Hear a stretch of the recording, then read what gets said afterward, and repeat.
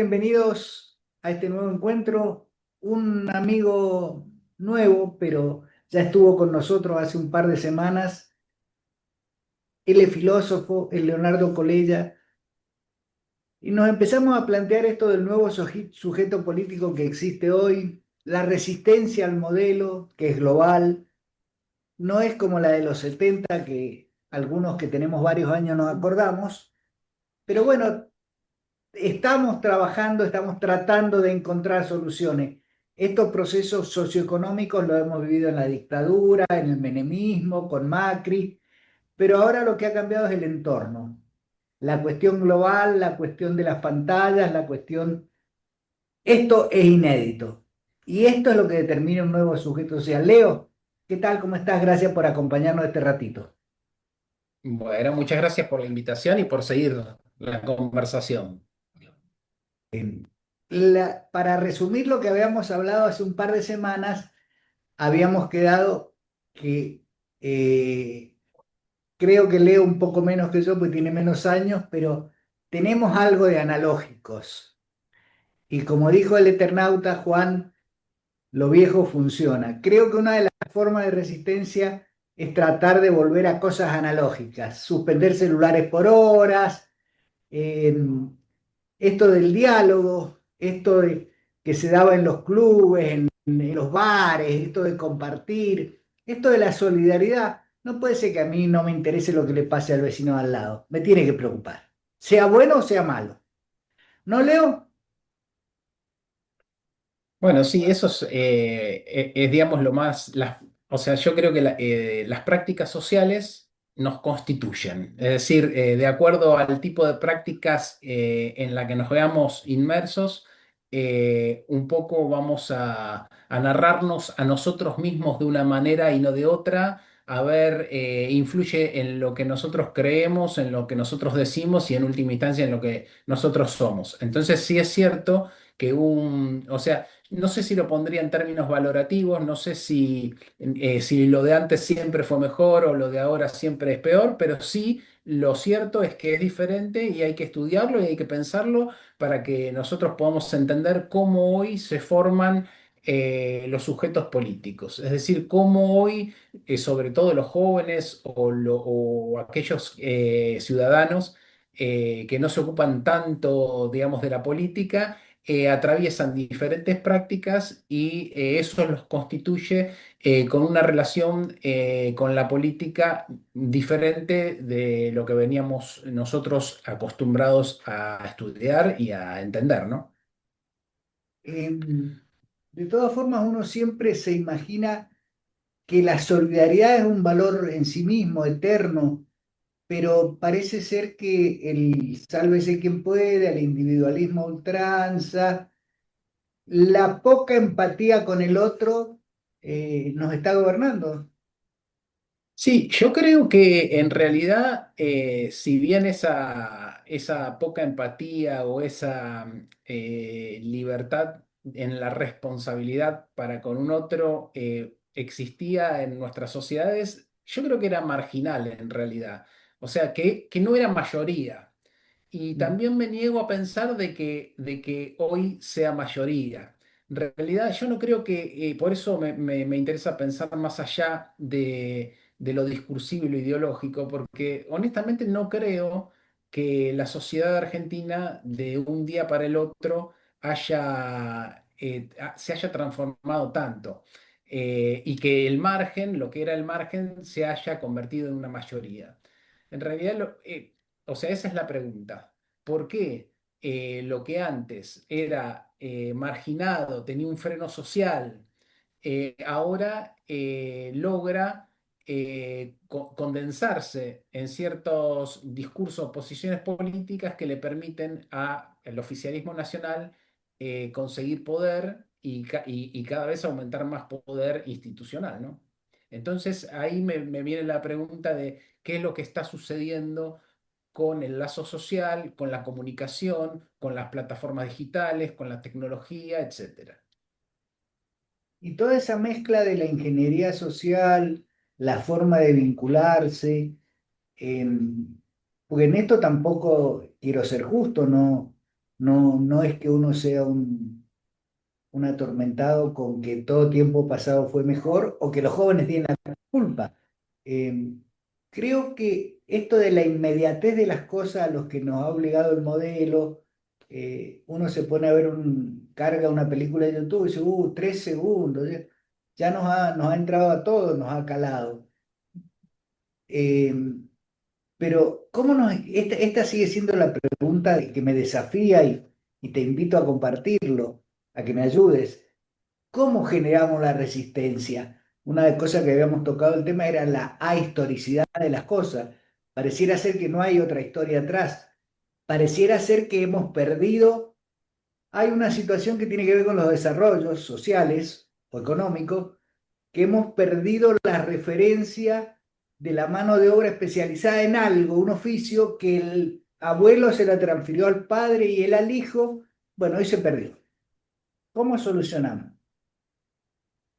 Sí, sí, en realidad hay como varias aristas, pero sí es cierto, ¿no? Que las transformaciones en realidad se dieron en varias áreas o con varios campos.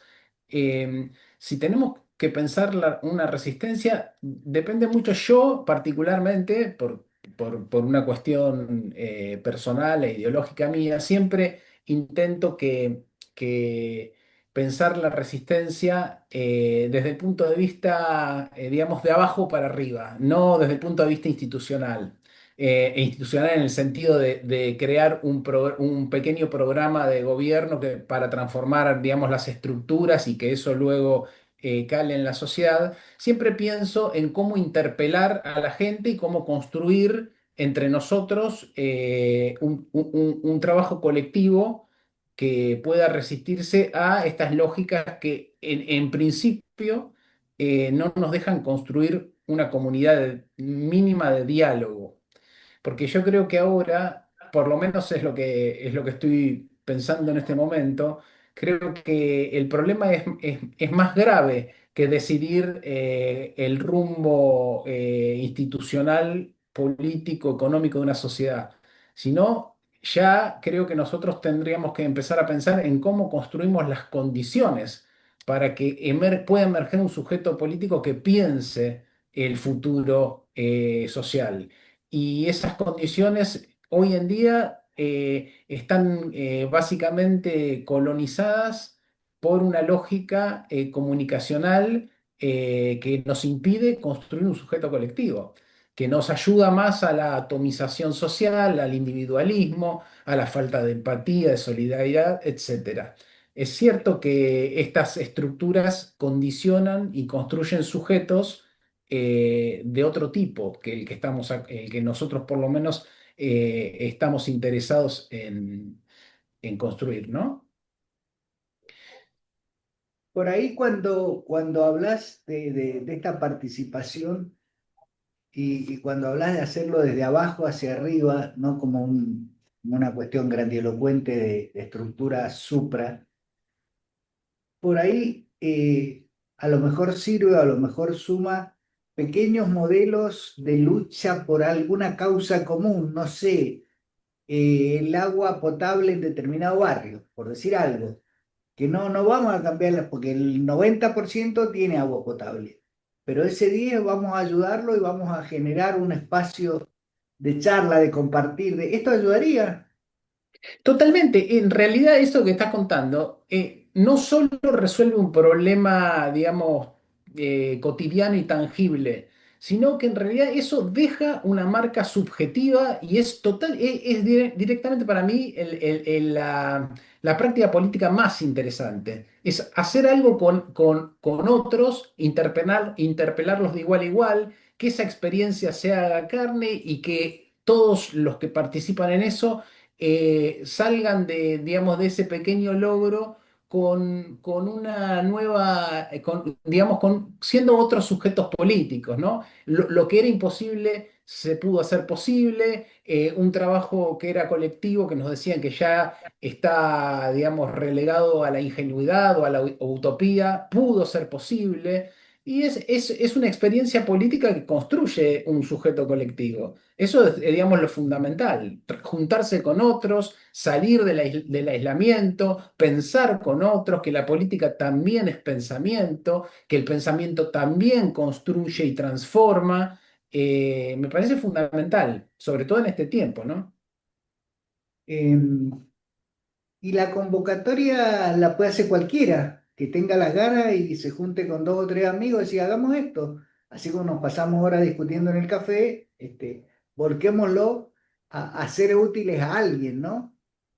Yo creo que sí, obvio. Es que es el concepto, digamos, fundamental de lo que es un ciudadano, un sujeto político. La sociedad realmente, a mí me apena mucho cuando veo las entrevistas que hacen periodistas a, digamos, a la gente cuando está, no sé, saliendo del trabajo y que los interpelan diciendo, preguntándoles su condición, etcétera, etcétera, o su perspectiva política, y la respuesta es casi siempre la misma, ¿no? Es yo igual tengo que ir a trabajar, dicen, no, a mí no me interesa la política, ¿no? Yo igual tengo que seguir con mi vida. Y lo fundamental es que asumamos todos que nosotros, que la política es un trabajo de todos, digamos. Si no, la política se profesionaliza, se institucionaliza, se burocratiza y siempre terminamos perdiendo nosotros, ¿no? Y la manejan otros que no tienen el mismo sentir ciudadano que nosotros.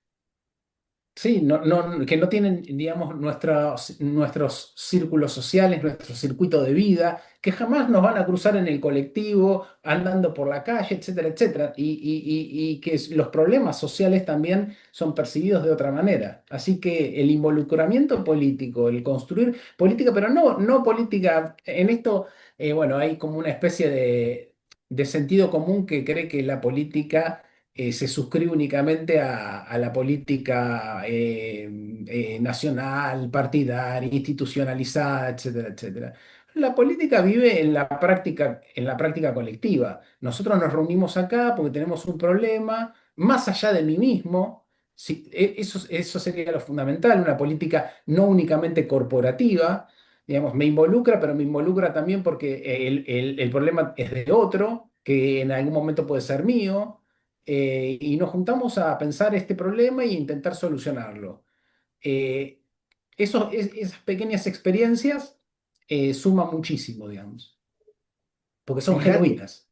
claro, fíjate que para plantearlo uno da muchas vueltas cuando podría ser una cosa por demás normal, por demás practicable y miércoles que cuesta pensarlo en encauzar por ahí una necesidad común, me refiero. Dije el agua potable debe haber 10.000 millones, pero cómo me siento parte de cambiar algo, ¿no? Y que no se lo delego a los políticos, ni a los dirigentes, ni a los que nos gobiernan. Nos vamos a meter en el barro para resolverlo entre nosotros. Eso me parece trascendental. Trascendental porque nos transforma prácticamente de objetos pasivos de una política exterior y profesional en sujetos políticos. Eso es fundamental. Un cambio fundamental es en tratar de interpelar a la ciudadanía para que sea convocada no solo. Mira, acá si querés voy a hacer un lapsus filosófico, a ver, así que Hágalo, no me tiren con nada. Pero en filosofía decimos que en- casi siempre la política está muy relacionada con dos conceptos del uso de la palabra, que lo llamamos con esas palabras raras que tenemos nosotros, logos y foné. Logos vendría a ser, el logos es el discurso articulado sobre algo, ¿no? Y la foné es el ruido, digamos. Entonces, cuando la palabra emite un ruido de una queja o un vitoreo, un aplauso, digamos, cuando la palabra se reduce al principio de placer y displacer, es decir, no estoy conforme, salgo a protestar, estoy conforme, salgo a aplaudir, ¿no? Que ya lo vamos a ver cuando nuestra selección ahora sea campeón y salga al pueblo. Entonces, es la palabra reducida a la fone al ruido. Pero también hay una palabra que es un discurso respecto de lo que nos está pasando, que puede enunciar una justicia, una injusticia, etcétera. Entonces, cuando nosotros nos asumimos y asumimos a todos los demás, que cualquiera puede ser portador del logos y no únicamente de la foné, decimos nosotros, ahí hay una irrupción política. Cuando el pueblo es convocado solo como portador de foné, es decir, como alguien que no puede pensarse a sí mismo en qué lugar social está o qué eventos puede resultarle justos o injustos, etcétera, etcétera. Cuando está muy acostumbrado a ser observado y a ser interpelado solo como portador de foné, no hay política, digamos, no hay política, lo que hay es otra cosa, digamos. Eso es básicamente. Interpelar al otro y sentirse como capaz de ser un sujeto político activo. Em, Esto también significa que dejemos de pensar en los likes que tiene cada vez que publicamos algo en una red, ¿no? Porque eh, esto de vivir seducidos por los me gusta me parece espantoso. Claro, y además lo que hay que hacer es entender de cómo funciona esa plataforma, qué significan esas métricas y que básicamente, para resumirlo, en realidad esas métricas lo que buscan es acumular capital para la propia empresa Claro. nada más. O sea, no legitima absolutamente nada. Lo que legitima es un discurso que genere mayor escándalo, mayor circulación, pero no que sea un discurso más inteligente, más creativo o más democrático, ni nada por el estilo. Por lo tanto, estamos construyendo, eso sí, eso es lo peligroso. Estamos construyendo una imagen de éxito, perdón, de éxito social que en realidad es coherente, digamos, con la lógica de la plataforma, pero no con una lógica social. Claro que la lógica de la plataforma también es bueno que lo pongamos sobre el tapete. Nos hurta los datos que generamos y se los llevan, así como se apropiaron en Inglaterra de las tierras o la pampa húmeda nuestra, sin ir más lejos. Hoy nos están apropiando de esta charla que vos y yo estamos teniendo, todos los datos que estamos Eh, generando. Exactamente, el único negocio que tienen las plataformas, por lo menos las plataformas que conocemos nosotros, las redes sociales, y luego toda la inteligencia artificial y toda la tecnología que vino después, es únicamente la extracción de datos, diría yo, conductuales. Lo que le interesa es, en realidad, la acumulación en tiempo real de datos de nuestro comportamiento que antes era imposible, digamos, juntar y extraer. Solo esto se pudo dar por una genealogía tecnológica que empieza con las computadoras personales, así como en un momento de nuestra vida la televisión llegó al hogar como un electrodoméstico y cambió nuestras vidas. Una computadora llegó al hogar y lo que hizo fue que todo el comportamiento de los seres humanos se pueda transformar en ceros y unos, en datos digitales y luego vino otra revolución que fue la que llevó a la intercomunicabilidad de esos datos, es decir, que esos datos se puedan transportar y estas empresas que ahora conocemos son el peaje de esos datos. Se apropian gratuitamente de todos esos datos para hacer negocios.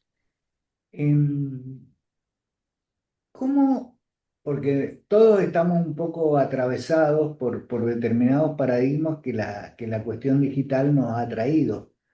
Pareciera ser que si nos juntamos por el agua potable, sigamos con ese ejemplo que me parece trascendente por lo que representa en la vida y en la salud, eh, ¿qué repercusión va a tener esto? ¿A dónde vamos a llegar? El escepticismo nos invade, no va a tener muchos likes. eh, ¿Cómo superas eso? ¿Cómo te imaginás que lo combatís? Porque es una causa justa, vamos para adelante, muchachos. En realidad, puede ser exitoso o no, no hay una fórmula, nunca lo sabremos. Nosotros también en filosofía decimos que un acontecimiento, estudiamos mucho el acontecimiento es una ruptura, digamos, radical con el orden anterior. Y decimos que un acontecimiento nunca se puede nombrar de antemano, ¿no?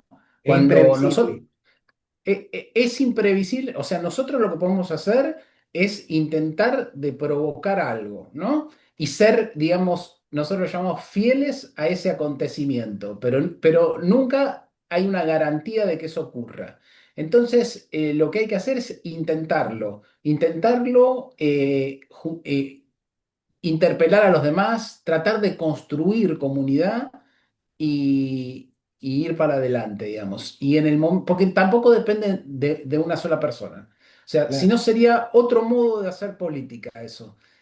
Nosotros lo que somos conscientes es de que nosotros vamos a sumarnos a construir algo colectivo. Si hay una respuesta y si hay otros ahí, podemos lograr algo. Pero también ser consciente que el resultado es absolutamente incierto y depende de las cosas personales del grupo y de cosas exógenas también, ¿no? También, y que el resultado puede ser incierto, pero puede ser incierto ahora. Pero nunca, nunca vamos a ver si eso va a dejar una marca o digamos, o ser un paso dentro Un de un caldo de camino, cultivo ¿no? para el futuro. Tal cual. Eh, Creo que lo más bonito de todo esto es todos tenemos me parece, a lo mejor estoy hablando erradamente, una pequeña fascinación por la utopía. Y bueno, las utopías se construyen a partir de arrancar, no saber bien ni siquiera hacia dónde vamos, obviamente menos el resultado, pero bueno, arranquemos, ¿no? Sí, tal cual. Aparte, tenemos que pensar lo siguiente. Bueno, muchas veces o sea, lo que estamos conversando depende mucho de las posiciones de cada uno. No, no son, digamos, teorías sí, teorías ya elaboradas, digamos. Son perspectivas políticas y cada uno puede tener la suya. En mi caso, adhiero mucho a la idea de que la política no es simplemente el arte de lo posible, ¿no? O sea tratar de buscar la mejor solución posible a un problema, sino que también es intentar volver posible un imposible. Esto que vos decís, parte de la sociedad, gran parte de la sociedad está desesperanzada. En realidad piensa que en realidad es imposible. Por eso directamente, y yo creo que directamente digo, ni lo intenta, ¿no? Pero yo creo que hay que cuando nos determinaron el horizonte de lo que es posible o no, nos ganaron, creo yo. Claro. Entonces, hay una Nos estrategia de construyeron un poder, sentido ahí. sí, yo creo que hay una estrategia de el poder de básicamente instaurar la medida de lo que es posible. Y si nosotros desafiamos eso, estamos haciendo mucho, digamos. La política en realidad es tratar de volver a generar que todo lo que nos dijeron que era imposible sea posible. Y hay que intentar luchar por eso, ¿no? Vaya las utopías. Ahora, siempre eh, alguien tiene que tener esto, por ahí los psicólogos sociales, los grupos, los liderazgos, por ahí no los líderes positivos, los no positivos. ¿Quién empieza, Leo? En realidad, si no, o sea, esto también es una perspectiva personal, ¿no? Eh, Creo que es muy importante que pueda empezar cualquiera. Es fundamental, cualquiera. Depende de lo que... No, no creo en que tengamos ningún tipo de distinción. O sea, los seres humanos somos iguales y cualquiera tiene la capacidad de iniciar el movimiento. Y todos los que queremos construir un sujeto político colectivo estamos atentos todos los días a todo lo que pasa, como vos decís, una pequeña revuelta acá, una pequeña crisis en otro lado, etcétera, y vamos y nos ofrecemos para tratar de ver si podemos construir desde desde todas las injusticias, si podemos tratar de construir ahí algo más digamos, de un problema propio. Si podemos sustraernos de ese principio de interés individual, creo que es el primer paso para construir algo político. Está muy bueno como primer paso, como lo planteas, porque además, viste que el modelo, el emprendedurismo, esto de todo depende, no podemos ser todos iguales porque arrancamos de distintos lugares, la meritocracia, toda esta cosa que nos han metido, que nos han hecho escépticos, nos han hecho en virtud del modelo, pensar que somos muy pequeñitos para intentar cambiar algo que ya no hay nada por hacer, que está todo inventado y que finalmente la inteligencia artificial la van a aplicar para ver qué ruta hacen, para hacer una licitación para ver qué ruta hacen, ¿no? Es cada día más complejo, porque puesta al servicio del modelo la inteligencia artificial, ya hasta la capacidad cognitiva de pensar nos van a quitar. Sí, bueno, contra eso, digamos, contra eso hay que resistir. Digamos, a nivel micro, el problema de nuestras capacidades cognitivas, críticas, etcétera, etcétera, y a nivel de los gobiernos, a medida de que o sea, de que el gobierno en realidad no se transforme en la expresión de las palabras de la gente, sino que se vuelva un gobierno tecnocrático y a través de tecnologías decida lo que supuestamente es mejor Para despojados todos. de, sí, despojados de cualquier beta ideológica o de justicia o de humanidad, digamos. Como si fuese inerte o como si fuese neutral cualquier decisión, ¿no? Que sea simplemente operativa, que sea simplemente pragmática. Es despojar la política de los gobiernos, sería eso. Ese es también un problema y un riesgo. Claro, porque además los otros días alguien explicaba el tema de la inteligencia artificial aplicada y refería al tema de la justicia. Le doy todos los elementos y bueno, pasó esto, hizo esto, hizo esto, hizo esto y bueno, ¿cuál es la pena? Si tenés el parámetro de cuáles son las condenas, ¿no? Pero algo no me cierra porque la estoy deshumanizando, porque la inteligencia artificial lo que tiene es un bagaje importantísimo de datos hacia atrás, pero en este caso no sé si se enmarca en lo que tiene hacia atrás. A lo mejor es nuevo, a lo mejor tiene componentes que son novísimos, ¿no? Es que sí, es que en realidad siempre hay un componente novedoso. Es el problema, es como todos los oficios, es volver absolutamente tecnocrático todos los oficios. Yo que me intereso por la educación, esto de que cuando dicen que a un profesor lo puede reemplazar la inteligencia artificial o la tecnología en general, ¿no?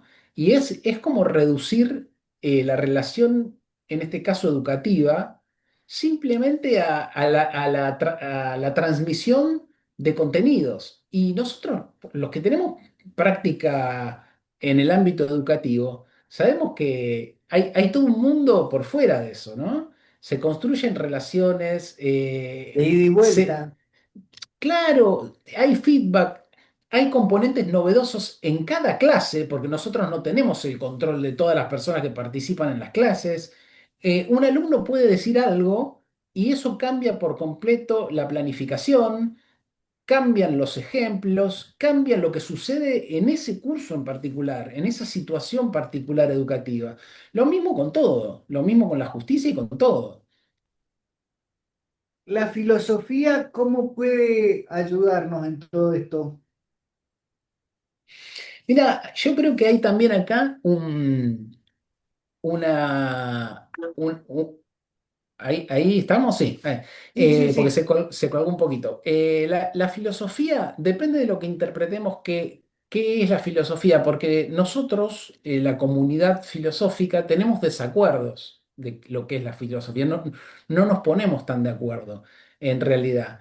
Entonces, depende de lo que cada uno considere que es la filosofía. Yo siempre, desde muy joven, abogo por una filosofía que sea una práctica, ¿no? Que no sea simplemente una góndola, un estante de una biblioteca, un conjunto de conocimientos y punto. Yo creo que la filosofía es una práctica, es un modo de vida, es una forma de dirigir la mirada, es una forma de llevar la intencionalidad de la pregunta y por lo tanto es una forma de construir crítica. Y bueno, la filosofía yo creo que es fundamental, pero no la filosofía como si fuese, Academicista. claro, exactamente, no la filosofía en ese sentido como una simple profesión, sino como una práctica. Creo que es una práctica que nos puede involucrar a todos. O sea, la filosofía justamente no nació para nombrar al sabio, ¿no? Eso será la filosofía cuando nace, de hecho, en su etimología, que muchos lo conocen, el amor por el saber o una relación por el saber, justamente lo que decía esa filo, Sofos, Sofía es el saber, ¿no? Y lo que intentaba decir era delimitarse, desmarcarse de los sabios, de los poseedores del saber. Nosotros en realidad tenemos una relación con el saber que es que intentamos buscar el saber, nos reconocemos como ignorantes y por lo tanto nos interesa mucho, somos muy curiosos con lo que está sucediendo, pero si algo no somos, somos simplemente sabios, es decir, poseedores de saberes y punto, sino que en realidad tenemos una relación con el saber y buscamos el saber. Y eso es lo que nosotros reconocemos también en todos, ¿no? En todos los individuos que intentan esa misma práctica, ¿no? Es una mirada generosa al respecto de eso. Porque además cuando nombras la palabra filosofía, tiene una carga fuerte, parece ser que está vinculada con los estantes académicos, como decías recién, y por ahí es nada más que interpelar, cuestionar, curiosear, si querés, sobre determinados temas y posibles soluciones. Sí, y por eso digo que en realidad es una forma de dirigir la mirada hacia el mundo y hacia los problemas que tiene el mundo, porque sí es cierto que hay formas en las que una pregunta ante un problema puede detenerse en la primera respuesta.